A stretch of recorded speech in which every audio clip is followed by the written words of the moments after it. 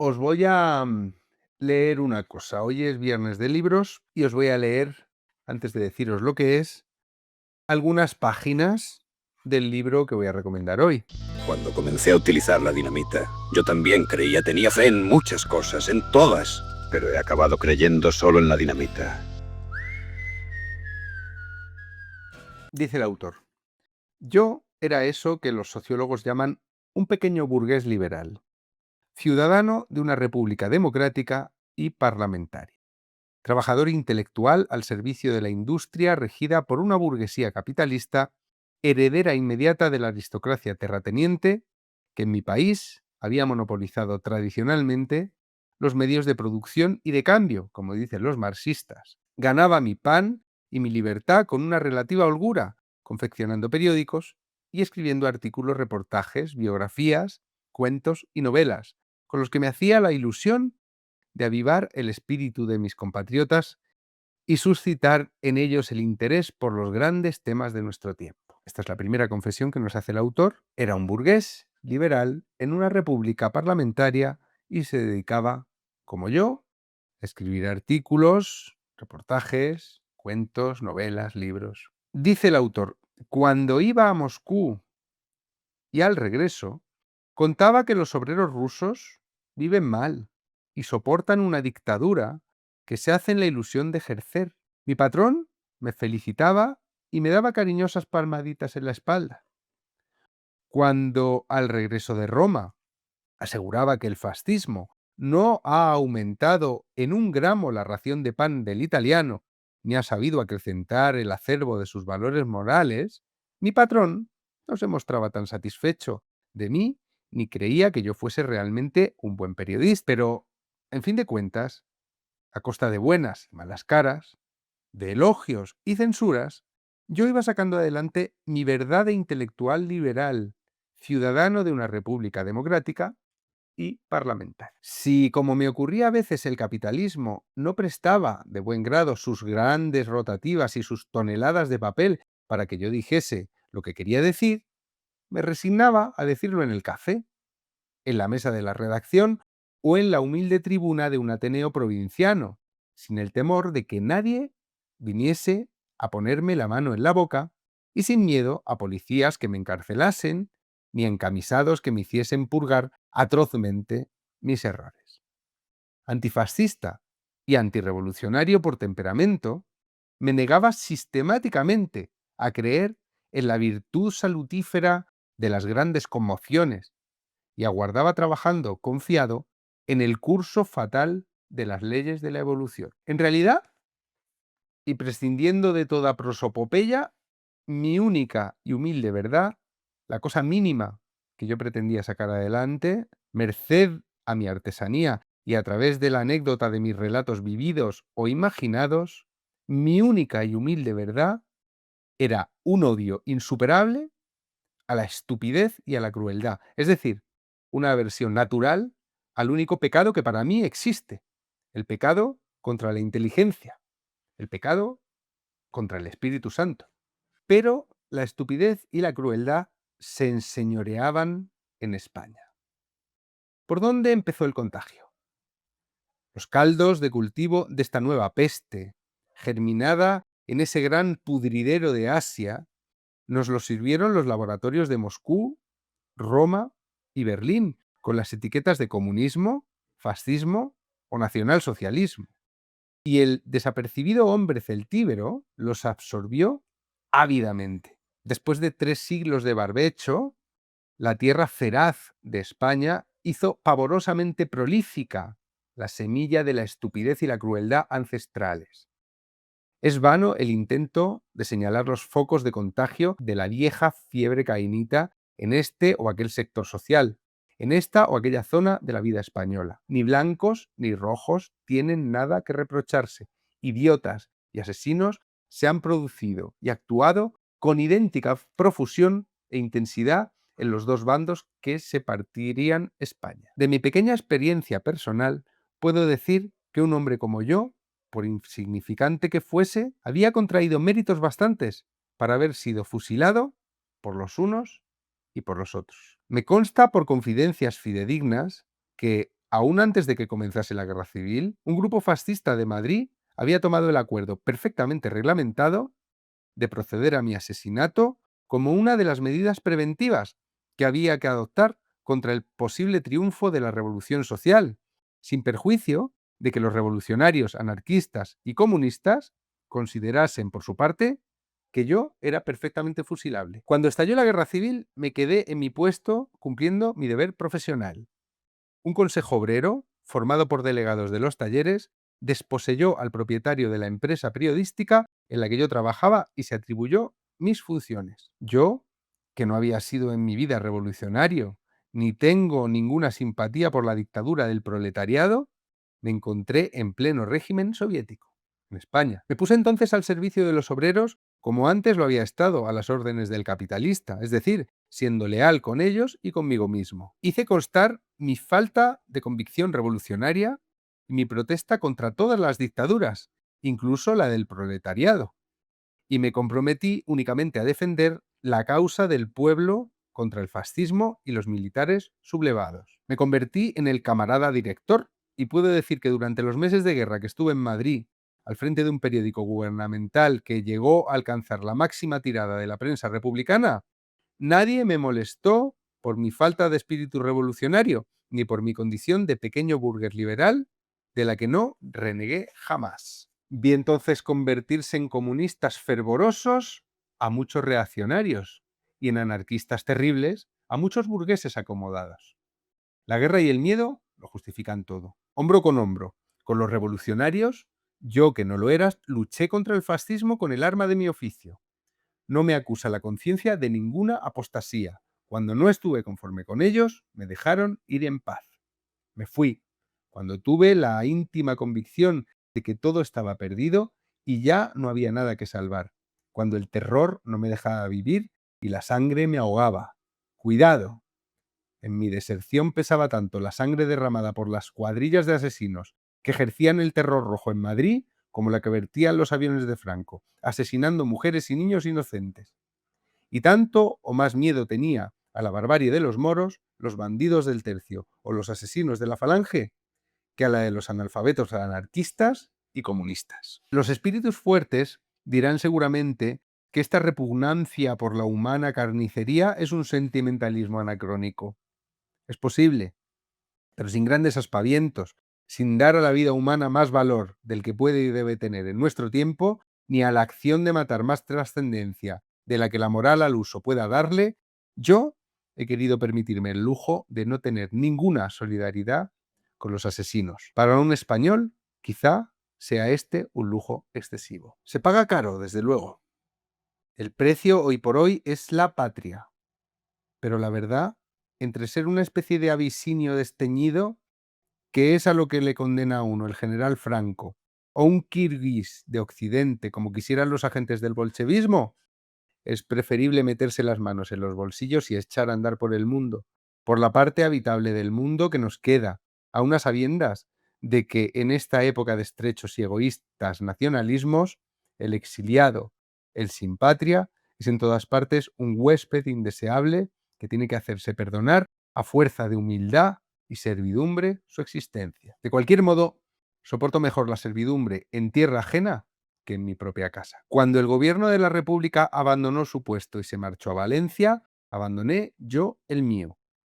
Ni una hora antes, ni una hora después. Mi condición de ciudadano de la República Española no me obligaba a más ni a menos. El poder que el gobierno legítimo dejaba abandonado en las trincheras de los arrabales de Madrid lo recogieron los hombres que se quedaron defendiendo heroicamente aquellas trincheras. De ellos, si vencen, o de sus vencedores, si sucumben, es el porvenir de España. Como veis, el autor, cuando escribe esto, aún no sabe quién va a ganar la guerra civil. Y dice: el resultado final de esta lucha no me preocupa demasiado. No me interesa gran cosa saber que el futuro dictador de España va a salir de un lado u otro de las trincheras. Es igual. El hombre fuerte, el caudillo, el triunfador que al final ha de asentar las posaderas en el charco de sangre de mi país y con el cuchillo entre los dientes, va a mantener en servidumbre a los celtíberos supervivientes y puede salir indistintamente de un lado o de otro. Desde luego, no será ninguno de los leales o caudillos que han provocado con su estupidez y su crueldad monstruosas este gran cataclismo en España. A esos, a todos, absolutamente a todos, los ahoga ya la sangre vertida. No va a salir tampoco de entre nosotros, los que nos hemos apartado con miedo y con asco de la lucha. Mucho menos hay que pensar que en las aguas vuelvan a remontar la corriente y sea posible la resurrección de ninguno de los personajes monárquicos o republicanos a quienes mató civilmente la guerra. El hombre que encarnará a la España sobreviviente surgirá merced a esa terrible e ininteligible selección de la guerra que hace sucumbir a los mejores, es decir, el que saldrá dictador no será de los mejores. De derechas, de izquierdas, rojo, blanco, es indiferente. Sea el que fuere, para imponerse, para subsistir, tendrá como primera providencia que renegar del ideal que hoy lo tiene clavado en un parapeto, con un fusil echado en la cara, dispuesto a morir y a matar. Sea quien fuere, será un traidor a la causa que hoy defiende. Fijaos cómo veía el futuro este señor, ¿eh? Viniendo de un campo de otro, de uno u otro lado de la trinchera, llegará más tarde o más temprano a la única fórmula concebible de subsistencia, la de organizar un Estado en el que sea posible la humana convivencia entre los ciudadanos de diversas ideas y la normal relación con los demás estados, que es precisamente a lo que se niegan hoy unánimemente con estupidez y crueldad ilimitadas los que están combatiendo. No habrá más que una diferencia, un matiz, el de que el nuevo Estado español cuente con la confianza de un grupo de potencias europeas o sea sencillamente tolerado por otro o viceversa. No habrá más. Ni colonia fascista ni avanzada del comunismo, ni tiranía aristocrática ni dictadura del proletariado. En lo interior, un gobierno dictatorial que con las armas en la mano obligará a los españoles a trabajar desesperadamente y a pasar hambre sin rechistar durante 20 años, hasta que hayamos pagado la guerra. Rojo o blanco, capitán del ejército o comisario político, fascista o comunista, probablemente ninguna de las dos cosas o ambas a la vez, el cómitre que nos hará remar a latigazos hasta salir de esta galerna ha de ser igualmente cruel e inhumano. En lo exterior, un Estado fuerte colocado bajo la protección de unas naciones y la vigilancia de otras. Que sean estas o aquellas, esta mínima cosa que se decidirá al fin en torno de una mesa y que dependerá en gran parte de la inteligencia de los negociadores, habrá costado a España más de 500.000 de muertos. Podía haber salido más barato. Cuando llegué a esta conclusión, es decir, a la conclusión de que ganase quien ganase la guerra, lo que iba a haber es un dictador y 20 años, fíjate que bien calculaba, de pagar el coste de la guerra a base de trabajo a latigazos. Cuando llegué a esta conclusión, abandoné mi puesto en la lucha. Hombre de un solo oficio, anduve errante por la España gubernamental, confundido con aquellas masas de pobres gentes arrancadas de su hogar y su labor por el ventarrón de la guerra. Me expatrié cuando me convencí de que nada que no fuese ayudar a la guerra misma podía hacerse ya en España. Caí, naturalmente, en un arrabal de París, que es donde caen todos los residuos de humanidad que la monstruosa edificación de los estados totalitarios va dejando. Aquí, en este hotelito humilde de un arrabal parisiense, viven mal y esperan a morirse los más diversos especímenes de la vieja Europa. Popes rusos, judíos alemanes, revolucionarios italianos. Gente toda con un aire triste y un carácter agrio que se afana por conseguir lo inasequible. Una patria de elección, una nueva ciudadanía. No quiero sumarme a esta legión triste de los desarraigados, aunque sienta como una afrenta el hecho de ser español, y me esfuerzo en mantener una ciudadanía española puramente espiritual, de la que ni blancos ni rojos puedan desposeerme. Para liberarme de esta congoja de la expatriación y ganar mi vida, me he puesto otra vez a escribir y poco a poco he ido tomando el gusto, de nuevo, a mi viejo oficio de narrador. España y la guerra, tan próximas, tan actuales, tan en carne viva, tienen para mí, desde este rincón de París, el sentido de una pura evocación. Cuento lo que he visto y lo que he vivido más fielmente de lo que quisiera. A veces los personajes que intento manejar a mi albedrío, en fuerza de estar vivos, se alzan contra mí y arrojando la máscara literaria que yo intento colocarles, se me van de entre las manos, diciendo y haciendo lo que yo, por pudor, no querría que hiciesen ni dijesen. Y luchando con ellos y conmigo mismo por permanecer distante, ajeno, imparcial, escribo estos relatos de la guerra y la revolución que presuntuosamente hubiese querido colocar subespecie alternatis, es decir, como si fueran ficción. No creo haberlo conseguido, y quizás sea mejor así. Montreuch, Seine, enero, mayo 1937. A sangre y fuego, de Manuel Chávez Nogales. Este libro es la humanidad por encima de la política y del totalitarismo. Este libro es la crónica de un liberal en el sentido bueno de los liberales, en el sentido de que se asustan ante el horror de la violencia y la ley del más fuerte y aspiran a vivir en una sociedad donde los que piensan con lo contrario puedan convivir en paz. Por eso Manuel Chávez Nogales, cuando se va de España, dice, gane quien gane esta guerra, la hemos perdido, quiero decir. Es decir, gane quien gane esta guerra, va a haber una dictadura totalitaria, será comunista o será fascista, y sea como sea, el dictador traicionará esos ideales y después de 20 años de pagar el precio a latigazos y de reconstruir el país, que hemos destrozado entre todos, pues tendrá que crear un Estado en el que unos y otros puedan convivir. Ya veis, en los años 60, el franquismo mutó hacia un Estado donde unos y otros cada vez más podían convivir. Claro que hubo represión, claro que seguía habiendo represión, pero el cambio fue asombroso desde los años 40, terroríficos de represión total, a los años 60 y 70, ¿no? Que salvo cuando ya se acercaba la transición, pues el franquismo fue suavizando las formas y dio lugar después a el proceso de la transición, en el que participaron muchos franquistas, ¿no? Esta visión de la guerra civil para mí es la única buena.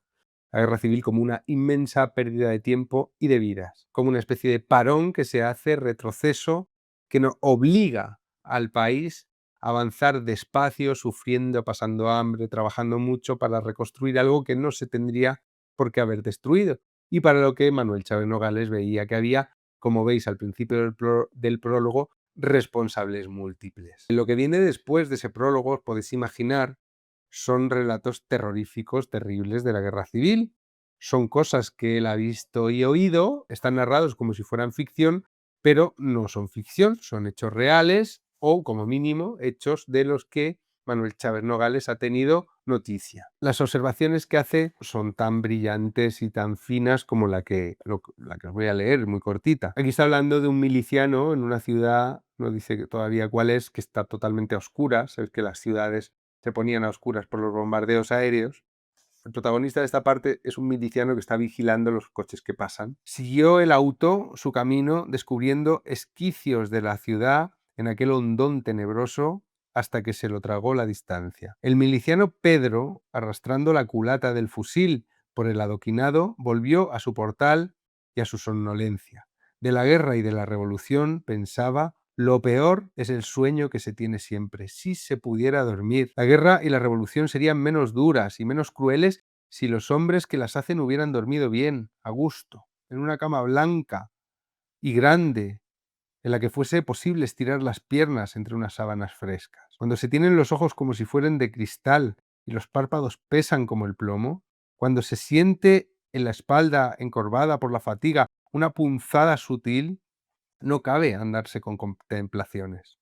Había que ganar la guerra, aunque no fuese más que para poder dormir. A sangre y fuego, Manuel Chávez Nogales, Viernes de Libros. Os recomiendo a todos los españoles que leáis este libro, porque este libro es una vacuna contra lo que algunos hijos de perra quieren hacer aquí.